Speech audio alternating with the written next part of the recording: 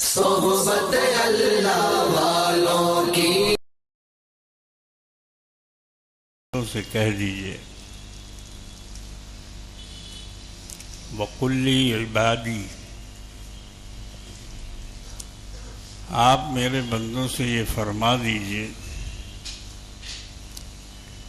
یقول التی ہی احسن، جب وہ بات کریں تو اچھی بات کیا کریں، کیونکہ شیطان ان میں فساد ڈالنے کی کوشش کرتا ہے۔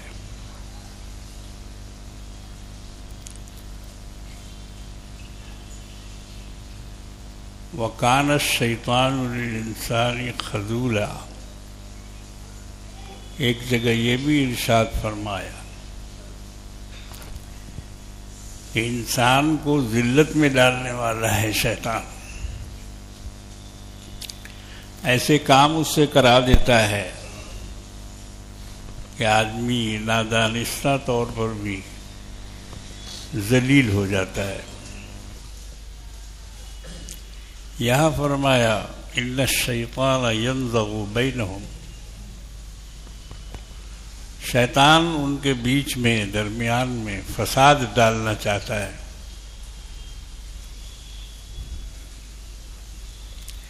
ان الشیطان للانسان عدو مبین، اور انسان جو ہے وہ شیطان انسان کا کھلا ہوا دشمن ہے۔ میرے بھائیوں، بزرگوں اور دوستوں، آج کے اس عنوان پر میں اس لیے زور دینا چاہتا ہوں کہ لوگوں کی زبان میں لگام نہیں ہے، بے سوچے سمجھے بغیر غور کیے کہ کون سی بات ہماری کہاں جا کے لگے گی اور کس کے اوپر ہماری بات کا کیا اثر ہوگا، یہ سب آج کل ہم لوگ نہیں سوچتے، بلکہ بے دریغ بلا جھجک جو منہ میں آتا ہے دماغ میں سوچنے سے پہلے منہ سے بول دیتے، دماغ بعد میں سوچتا ہے، ارے ایسا بول دیا، یہ تو ہم کو بولنا نہیں چاہیے تھا۔ دماغ کو بعد میں چلاتے ہیں، زبان پہلے چلاتے ہیں۔ تو جب تیر کمان سے نکل جاتا ہے تو وہ تو پھر کمان میں واپس نہیں آتا۔ اسی طرح سے زبان ایک تیر ہے، اور واقعی آج کل دنیا میں جتنے بھی جھگڑے اور فساد ہیں سب زبانی کی وجہ سے تو ہے۔ کملی والے آقا جناب محمد رسول اللہ صلی اللہ تعالی علیہ وسلم ایک دفعہ حضرت معاذ ابن جبل رضی اللہ تعالی عنہ کے ساتھ تھے۔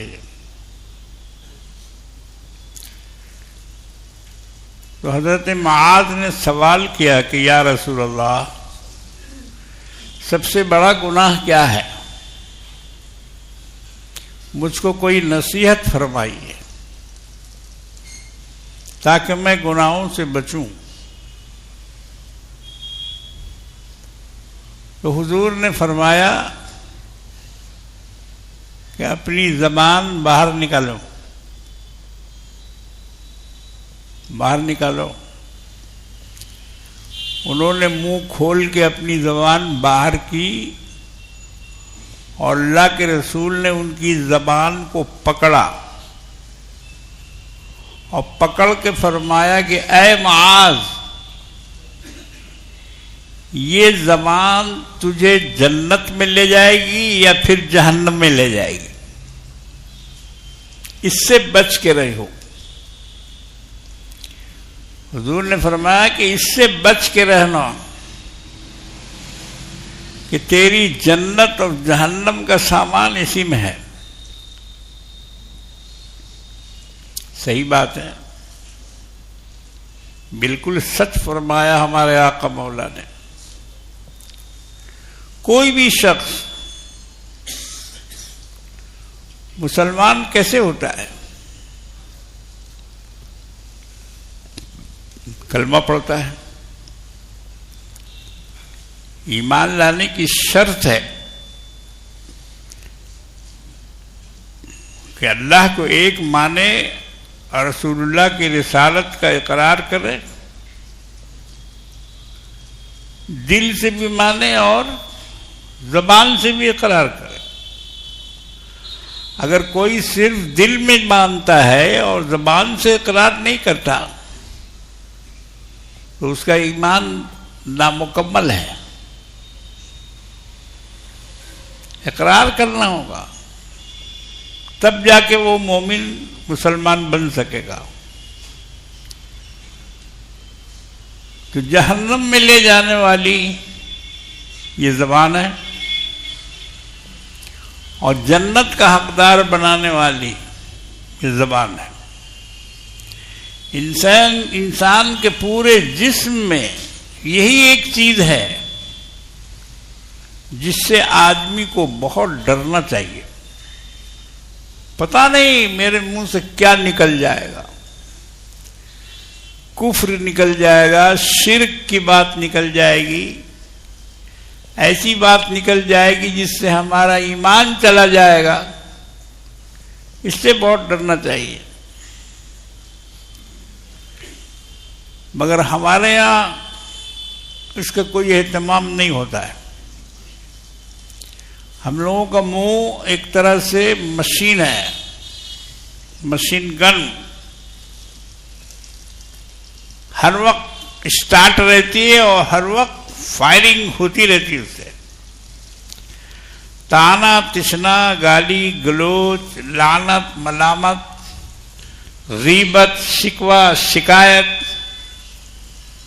یہ ساری چیزیں ہم زبان ہی سے کرتے ہیں نا. اگر یہ منہ چپ رہے تو کچھ نہیں ہوگا.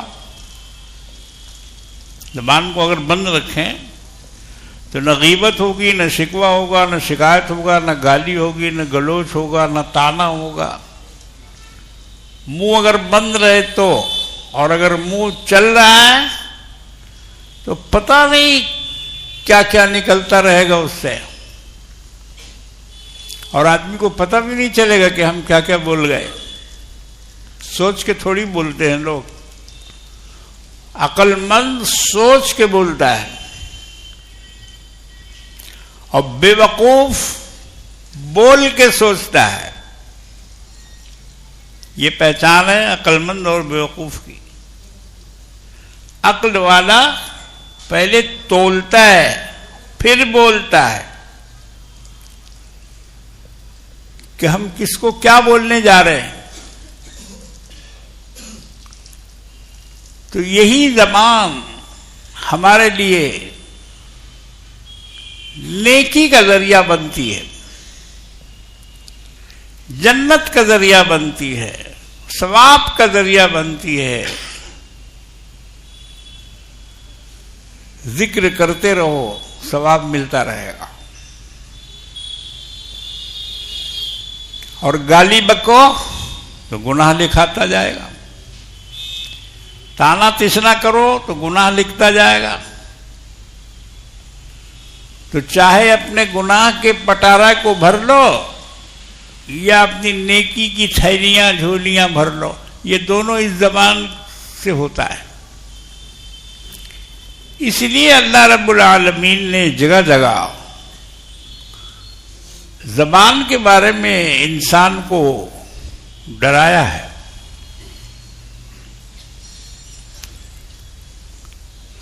ایک جگہ ارشاد فرمایا قول معروف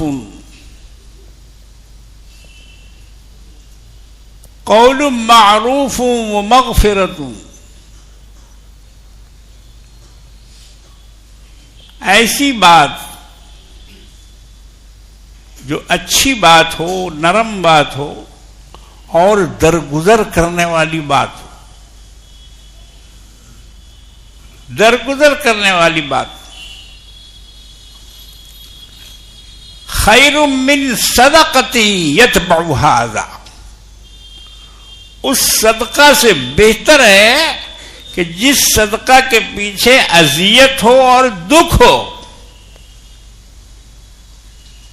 دیکھیے اللہ کے سمجھانے کا انداز کیا ہے، بندوں کو سمجھا رہا خدا۔ قول معروف و مغفرت،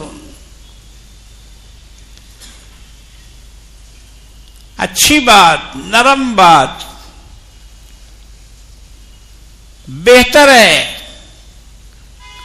اور درگزر کرنے والی بات۔ مغفرتن کا مطلب یہاں مفسرین نے وہی لکھا ہے کہ پھر اس کے بعد اس کی پچھلی باتوں کو یاد نہ کرے، بلکہ درگزر والا معاملہ کرے اس کے ساتھ۔ تو فرماتے ہیں کہ اگر ایسا ہوا، قول معروف و مغفرت خیر من صدقۃ یتبعها اذی، وہ اس صدقے سے زیادہ بہتر ہے جس صدقہ کے بعد آدمی کو دکھ محسوس ہو۔ حالانکہ صدقہ ایک ایسی نیکی ہے کہ مرنے کے بعد بھی آدمی تمنا کرے گا کہ کاش مجھے دنیا میں واپس کر دیا جائے تو میں صدقہ کروں۔ آج کل صدقہ کی طرف لوگ توجہ نہیں کرتے، جیب میں ہاتھ ڈالا، 8 آنا 4 آنا جو بھی نکلا کسی فقیر کے ہاتھ میں رکھ دیا۔ اولاً تو ان فقیروں کو دینا نہیں چاہیے، یہ پیشہ ور ہوتے ہیں، مہینے میں ہزاروں لاکھوں روپیہ یہ لوگ جمع کرتے ہیں، ان کا کوئی خرچہ نہیں ہوتا ہے، یہ کسی کو دیتے نہیں ہیں،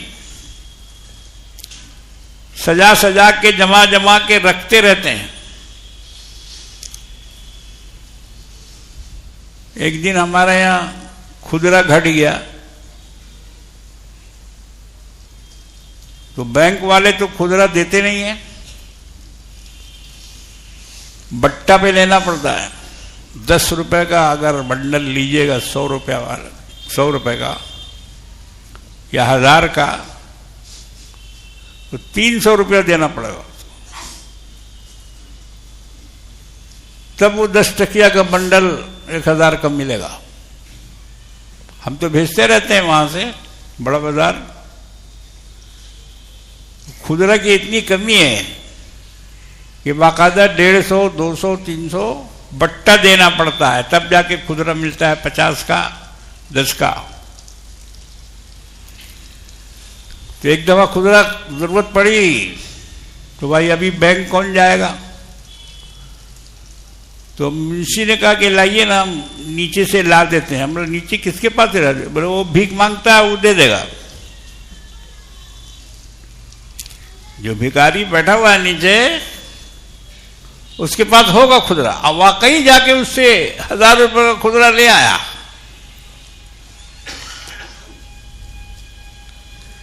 تو ان لوگوں کو تو دینا نہیں چاہیے، ان کے پاس بہت پیسہ ہوتا ہے اور ان کا پیشہ ہی ہے بھیک مانگنا۔ موڑ موڑ پر، مسجد پر سب ڈیٹ بنا ہوا ہے۔ ان کے یہاں جب شادی ہوتی ہے تو جہیز میں موڑ دیا جاتا ہے۔ بولے کیا دو گے جہیز میں؟ بولے پاک سرکس، پاک اسٹریٹ موڑ، اس کو جہیز میں ملتا ہے، پاک اسٹریٹ موڑ۔ تو اس لیے بجائے ان لوگوں کو دینے کے، آپ کے آس پاس میں دیکھیے کون ضرورت مند ہے، ایسا ضرورت مند جس کے پاس غیرت بھی ہے، جو اپنی غیرت کی وجہ سے آپ سے بول نہیں سکتا، آپ کے سامنے ہاتھ نہیں پھیلا سکتا، مگر آپ اس کو پہچانیے اور پہچان کر خاموشی کے ساتھ اس کی جیب میں ڈال دیجیے جو کچھ آپ کو دینا ہو. کہا بھائی یہ ہماری طرف سے تحفہ ہے، رکھ لیجیے. نہ اس کو بولو کہ یہ زکوٰۃ ہے، نہ اس کو بولو کہ یہ فطرہ ہے، یہ بھی مت بولو،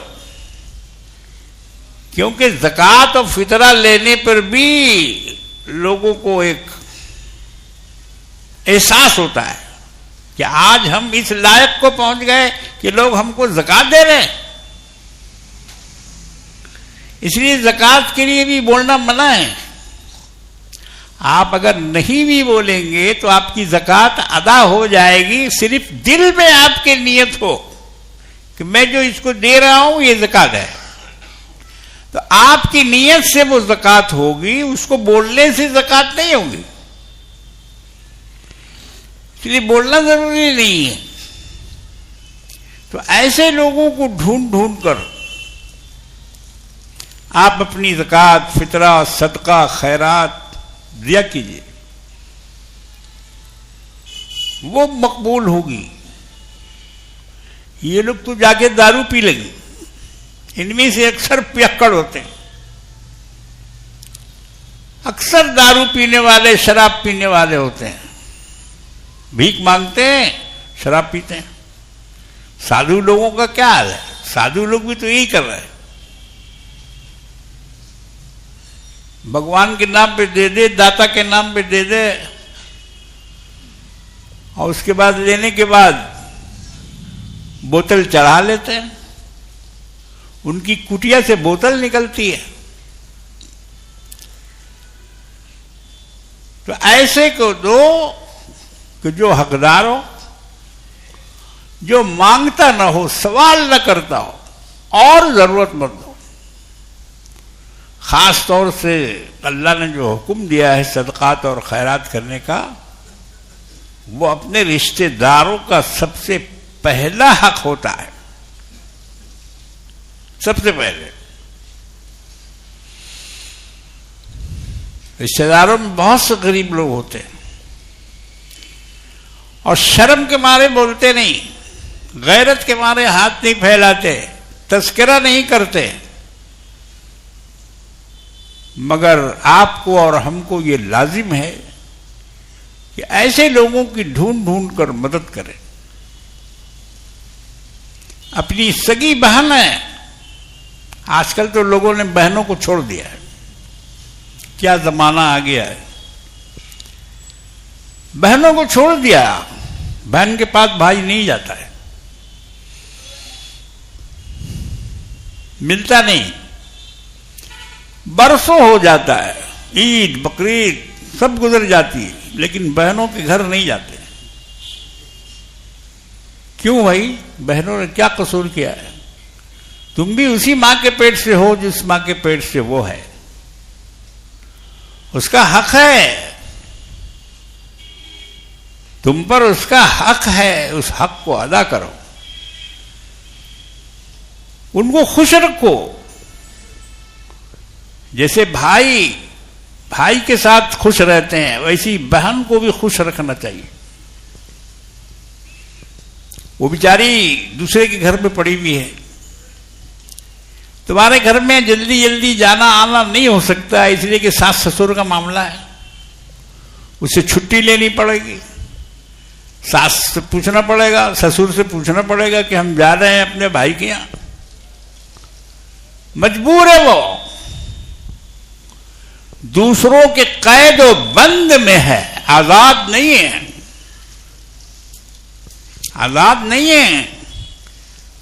بھائیوں کو چاہیے جو آزاد ہوتے ہیں کہ ان بہنوں سے جا کے ملے، ان کی خیریت لے. کیسی ہو باجی، کیسی ہو آپا، کیسی ہو بہن، کیسی ہو، طبیعت کیسی ہے، بچے کیسے ہیں. ارے کم سے کم مہینے میں تو ایک دفعہ جاؤ. اس کو کہتے ہیں صلہ رحمی. اس کی بڑی تاکید کی ہے اللہ رب العالمین نے قرآن شریف میں. صلہ رحمی کرو. صلہ رحمی یہی ہے کہ جو تمہارا سگا بھائی ہے، سگی بہن ہے، جو تمہاری ماں کے پیٹ سے پیدا ہوئے، ان لوگوں کا تمہارے اوپر سب سے پہلا حق ہے، بڑا حق ہے. تو فقیروں کو دینے سے پہلے، مدرسوں میں دینے سے پہلے، مسجد میں دینے سے پہلے بھائی بہن کا خیال کرو. یہ پہلا نام ہے جو قرآن میں اللہ نے دی. اللہ نے قرآن میں ان حقوق کا ذکر سب سے پہلے کہا ہے. کیا ہے؟ وَلِلْوَالِدَيْنِ وَالْأَقْرَبِينَ. اس کے بعد ہے وَالْيَتَامَى وَالْمَسَاكِينَ. ماں باپ کا خیال رکھو، بھائی بہنوں کا خیال رکھو. اس کے بعد یتیم غریب مسکین جو ہیں ان کا خیال رکھو. تو آج ہمارے یہاں سے صدقہ کا رواج بھی ختم ہو گیا ہے. ہم لوگ صدقہ نہیں دیتے ہیں. اگر صدقہ دیتے بھی ہیں تو ایک ہی چیز کا نام صدقہ رکھا ہے. وہ کیا؟ جب بیماری گلے میں اٹک جائے یا آپریشن ہو کسی آدمی کا تو وہاں کہا جاتا ہے کہ بھائی ان کے نام پر ایک بکرا دے دو، ان کے نام پر ایک خسی دے دو. تو وہ خسی مدرسوں میں بھیجتے ہیں.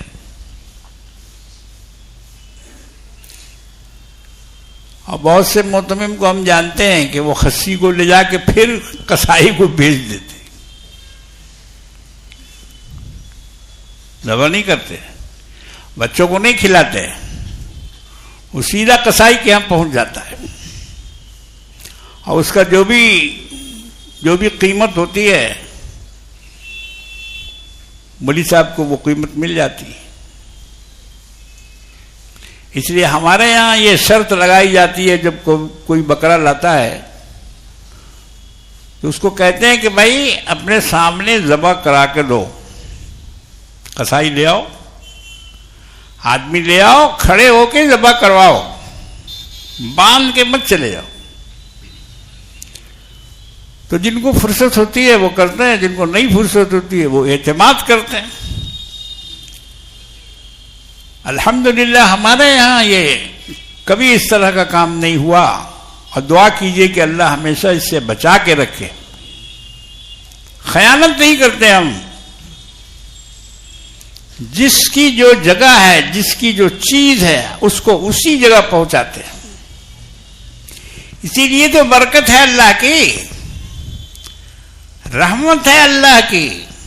ہمیں کسی کی خوشامد نہیں کرنی پڑتی، نہ کسی کے دروازے پہ جانا پڑتا ہے، نہ کسی کو 10 بار سلام کرنا پڑتا ہے. اللہ نے بچایا اس سے. اللہ نے اس سے ہمیں بھی محفوظ رکھا. ہمارے والد ماجد رحمت اللہ علیہ بھی اسی مزاج کے تھے. کبھی کسی امیر کے دروازے پہ نہیں گئے. اتنا بڑا مدرسہ قائم کیا، ہزاروں ہزار بچوں کو حافظ بنایا اور ان کی پرورش کی، کھلایا پلایا پڑھایا لکھایا سب کچھ کیا، مگر اللہ پر توکل کر کے کیا، امیروں پر نہیں. کوئی امیر ان کا دوست نہیں ہوا. یہ ہم نے اپنی زندگی میں دیکھا. لوگ آتے تھے، ملتے تھے، چلے جاتے تھے، لیکن ان کے پاس خوشامد نہیں تھی.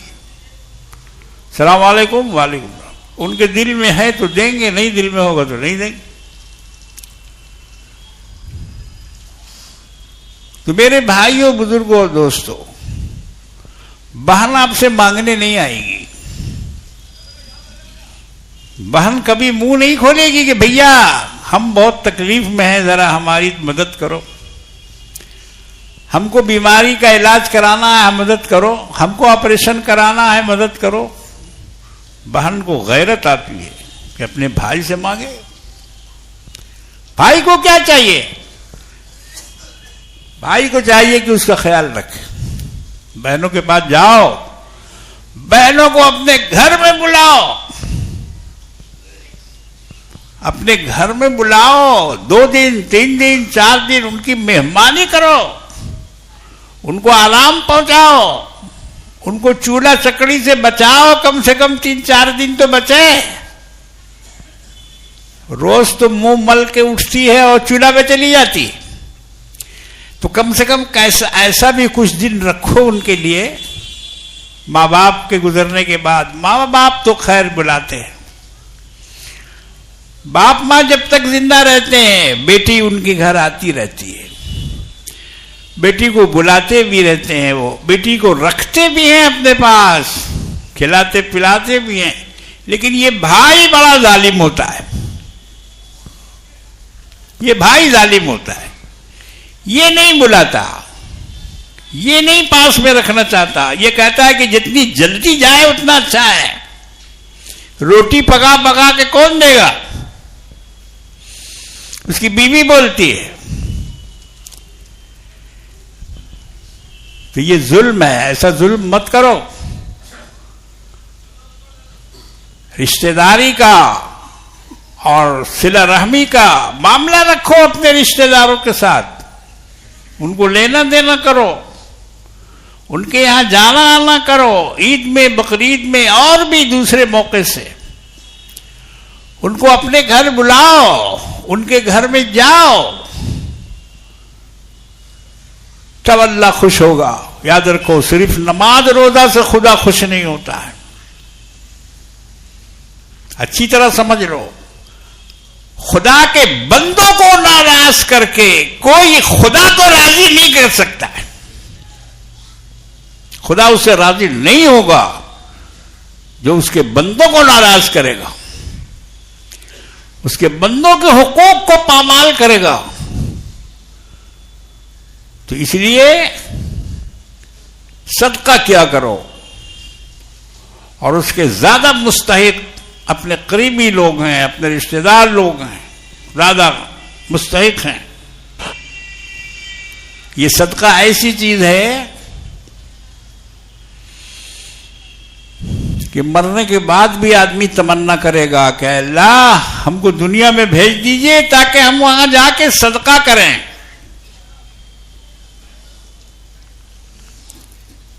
صدقہ کریں وہاں. اللہ تعالیٰ قرآن مجید میں ارشاد فرماتے ہیں یا ایھا الذین آمنوا لا تلہکم اموالکم ولا اولادکم عن ذکر اللہ. اے ایمان والو، یہ تمہارے مال کی خواہش اور اولاد کی خواہش کہیں تمہیں اللہ کی یاد سے غافل نہ کر دے. اولاد کے چکر میں پڑ جاؤ، مال کے چکر میں پڑ جاؤ اور خدا کی یاد سے غافل ہو جاؤ، کہیں ایسا نہ ہو. اور آگے فرمایا وَمَن يَفْعَلْ ذَلِكَ فَأُولَٰئِكَ هُمُ الْخَاسِرُونَ. اور جو ایسا کرے گا یقیناً وہ سخت گھاٹے میں رہے گا. آگے کی جو آیت ہے وہ سنیے، نہایت قابل غور ہے. وَأَنفِقُوا مِمَّا رَزَقْنَاكُم مِّن قَبْلِ أَن يَأْتِيَ أَحَدَكُمُ الْمَوْتُ. خرچ کرو اللہ کی راہ میں، اللہ نے جو تمہیں دیا ہے. وَأَنفِقُوا مِمَّا رَزَقْنَاكُم مِّن قَبْلِ أَن يَأْتِيَ أَحَدَكُمُ الْمَوْتُ. اس سے پہلے کہ تمہاری موت آ جائے تم میں سے کسی کی، اس سے پہلے چاہیے کہ وہ خرچ کرے، اللہ کے دیے ہوئے مال کو خرچ کرے اللہ کے بندوں پر، کمزوروں پر، مسکینوں پر، فقیروں پر، محتاجوں پر، ضرورت مندوں پر، مساجد پر، مدارس پر. یہ سب خرچ کرنے کی جگہ ہے. اور اگر نہیں کرو گے تو پولیس آفیسر کو دینا پڑے گا، انکم ٹیکس والے کو دینا پڑے گا. ایک دفعہ آئے گا ہسوٹ بٹور کے لے جائے گا. تب کیا کرو گے؟ اس لیے اس سے بچنے کے لیے یہ کام کرو.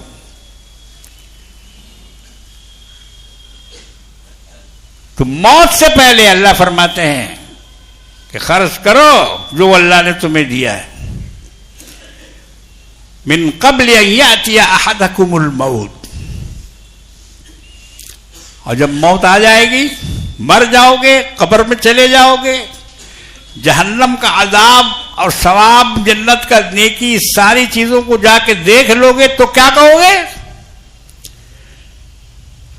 فَيَقُولَ رَبِّ لَوْلَا أَخَّرْتَنِي إِلَىٰ أَجَلٍ قَرِيبٍ. اے اللہ ہمیں جلدی دنیا میں پھر واپس بھیج دے.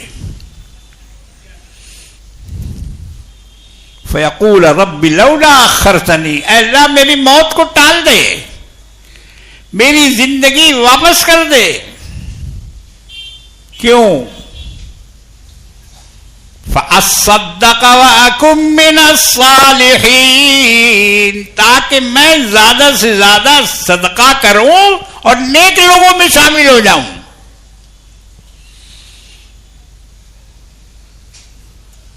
نہ نماز کی تمنا کرے گا اور نہ روزہ کی، نہ حج کی، نہ زکوٰۃ کی تمنا کاہے کے لیے کرے گا؟ فَأَصَّدَّقَ. پتہ نہیں صدقہ کی کیا کیا نعمتیں اس کو وہاں نظر آئیں گی، اور صدقہ کی کیا کیا بہار وہ دیکھے گا کہ ساری نیکیوں کو چھوڑ کر صرف صدقہ کے بارے میں کہے گا کہ اے اللہ اگر ہمیں واپس بھیج دے، فَأَصَّدَّقَ وَأَكُن مِّنَ الصَّالِحِينَ. میں زیادہ سے زیادہ تیری راہ میں صدقہ کروں گا اور نیک لوگوں میں شامل ہو جاؤں گا. قرآن کی یہ عجیب انوکھی آیت ہے. مرنے والا نماز کے بارے میں نہیں کہے گا، روزہ کے بارے میں نہیں کہے گا، حج کے بارے میں نہیں کہے گا، زکوٰۃ کے بارے میں نہیں کہے گا. کاہے کے بارے میں؟ صدقہ کے بارے میں کہے گا کہ اللہ مجھے واپس بھیج دے تاکہ میں زیادہ سے زیادہ صدقہ کر سکوں. صدقہ وہ نیکی ہے مرنے کے بعد بھی آپ کو پچھتاوا ہوگا اگر ابھی نہیں کریں گے تو. اس لیے میرے بزرگوں اور دوستوں، دینے میں کنجوسی مت کرو، خوب دیا کرو. مت ڈرو کہ میرے پاس ختم ہو جائے گا. نہیں نہیں، قسم خدا کی ہم کھا کے کہتے ہیں جو جتنا زیادہ دے گا اتنا ہی زیادہ اس کو ملے گا. یہ میرا دعویٰ ہے، اور صرف دعویٰ ہی نہیں بلکہ میرا تجربہ ہے.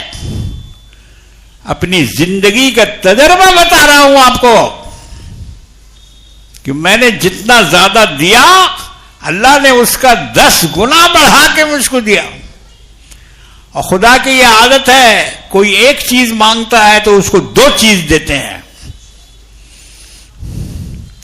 زکریا نے ایک بیٹا مانگا تھا تو اللہ نے صرف بیٹا ہی نہیں دیا بلکہ نبی بنا کے بیٹا دیا. بیٹا بھی دیا اور بیٹے کو نبی بھی بنا دیا.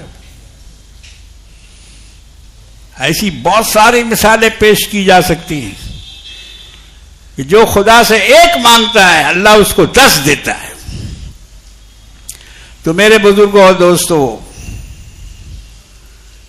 یہ نیکی کی بات کرنا اور اچھی بات کرنا، لوگوں کے ساتھ حسن اخلاق سے پیش آنا، اللہ فرماتے ہیں کہ صدقہ کرنے سے بہتر ہے.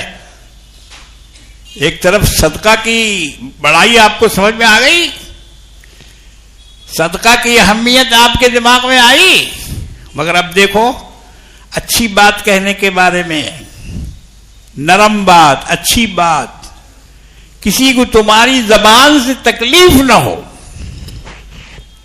تکلیف نہ ہو، ایسی بات نہ کہو کہ اس کو دکھ پہنچے. تانا تشنا اور بہت ساری چیزیں ایسی ہیں جو ہم لوگ رات دن کرتے رہتے ہیں اور لوگوں کا دل دکھاتے رہتے ہیں.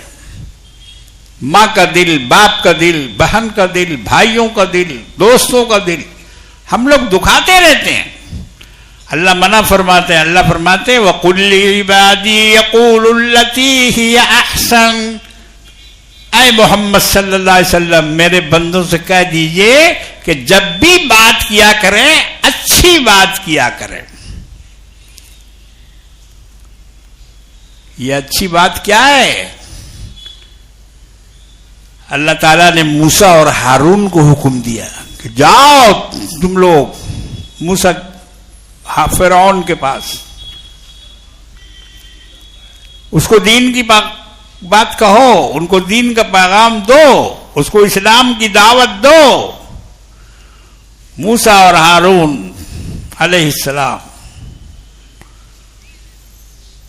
تو ان لوگوں نے کہا کہ یا اللہ وہ تو بڑا ظالم ہے، بڑا ظالم ہے، ہمیں مار ڈالے گا، پتہ نہیں ہمارے ساتھ کیا سلوک کرے گا. تو اللہ نے اس کی کیا ترکیب بتائی؟ کہا کہ نہیں، اننی معکما اسمع و ارا. تم دونوں کے ساتھ میں جو ہوں، اننی معکما، میں جو تمہارے ساتھ ہوں، میں تمہیں دیکھ بھی رہا ہوں اور سن بھی رہا ہوں. تو جاؤ اور جا کے کیا اللہ نے کیا تدبیر بتائی؟ فَقُولَا لَهُ قَوْلًا لَيِّنًا لَعَلَّهُ يَتَذَكَّرُ أَوْ يَخْشَىٰ. اس سے جا کر میٹھی بات کرو، نرم گفتگو کرو. اللہ اکبر کبیرہ. فرعون جیسا ظالم، فرعون جیسا کمبخت اور فرعون جیسا خدائی کا دعویٰ کرنے والا، فرعون جیسا جہنمی جس کو اللہ نے پوری فوج کے ساتھ سمندر میں غرق کر دیا، اس سے بات کرنے کے لیے جب موسیٰ اور ہارون کو جب اللہ نے بھیجا تو یہ کہہ کے بھیجا فَقُولَا لَهُ قَوْلًا لَيِّنًا. میٹھی بات، نرم گفتگو کرنا، ڈانٹ ڈپٹ کے زور سے مت بولنا. آج ہمارے یہاں بہت سے تبلیغ کرنے والے نماز نہیں پڑھا جہنم میں جائے گا. یہ تبلیغ ہے؟ یہ دعوت ہے؟ یہ طریقہ نہیں ہے دعوت کا.